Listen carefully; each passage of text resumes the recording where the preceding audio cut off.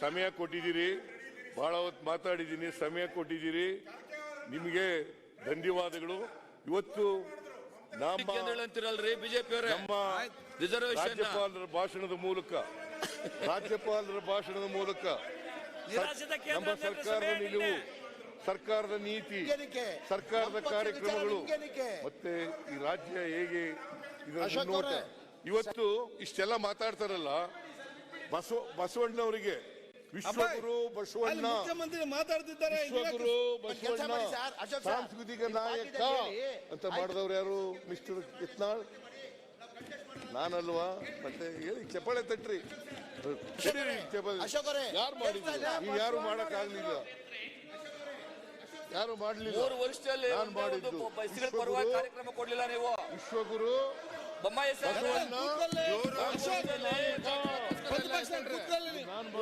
ಯಾಕೆ ನೀವು ಮಾತಾಡ್ತೀರಿ?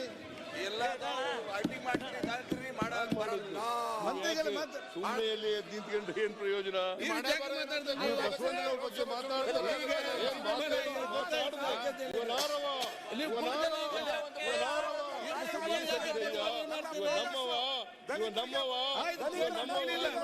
ನಿನ್ನ ಮನೆಯ ಮಗನೆಂದು ಇದರಲ್ಲಿ ನಂಬಿಕೆ ಇಟ್ಕೊಂಡಿರೋರು ನಾವು.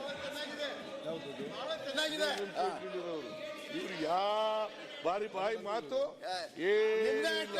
ಕಿತ್ತೂರು ರಾಣಿ ಒಂದೇ ಒಂದು ಅಭಿವೃದ್ಧಿ ಕಾರ್ಯ ಮಾಡಿಲ್ಲ. ಮಾನ್ಯ ಅಧ್ಯಕ್ಷರೇ, ಇವರು ಕರ್ನಾಟಕದಲ್ಲಿ ಬರ ಬಂದಿದೆ. ಈಗ ಸುಳ್ಳು ಬಜೆಟ್ ಅನ್ನ ಸಿದ್ದರಾಮಯ್ಯನವರು ಕರ್ನಾಟಕದಲ್ಲಿ ಬರ ಬಂದಿದೆ. ನಾವು ರಾಜ್ಯಪಾಲರ ಭಾಷಣಕ್ಕೆ ಅವರು ಏನ್ ಹೇಳ್ಬೇಕಾಯ್ತು ಅದನ್ನ ಹೇಳಿಲ್ಲ. ಬರೀ ಪೊಲಿಟಿಕಲ್ ಹೋಗಿದೆ. ಒಂದೇ ಒಂದು ಅಭಿವೃದ್ಧಿ ಅಂತ ಒಂದು ಅಭಿವೃದ್ಧಿ ಹೇಳಿಲ್ಲ. ಒಂದು ಬ್ಯಾಂಕ್